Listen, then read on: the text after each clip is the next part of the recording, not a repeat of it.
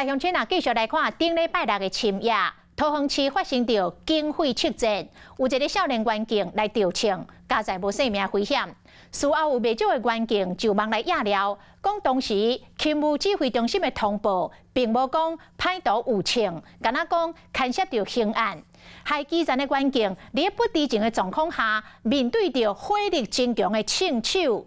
议员来痛骂讲不应该。桃园的警方是来回应讲，案发的当时资讯不明，日后会检讨改进。接到勤务中心的通报，真侪警察出动警察车赶到现场，未随咧拍电影。桃园市23暗时发生警匪对战，甚至演变成伫市区赛车走受辱。现场嫌犯虽然有抓到，但阁有员警受伤，基层真不满，检讨通报过程有问题。有员警看名写文章讲，当时勤务中心发现的消息无完整，指出讲有真侪员警第一时间完全唔知讲嫌犯有枪，真侪人冒着风险去约嫌犯。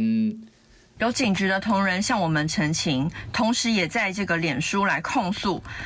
桃园勤务指挥中心通报围捕的时候，只有通报涉及刑案，却没有主动提及这名嫌犯持有枪械，根本让出动围捕的警方身处于危险当中。内部的对话冒流出来，勤务中心伫群组通报消息的时，有公布一张银色进口轿车的相片，并且讲有牵涉到桃园分局的刑案。最后佫补一句讲注意自身的安全，也佫员警咧怨叹讲无讲有枪，事后其他的员警竟透过无线电，甲勤务中心反映讲后盖抓人的时，请先讲个清楚，嫌犯有枪，无讲真危险，也佫勤务中心拢无回应。且第一时间勤务指挥中心掌握资讯不完整。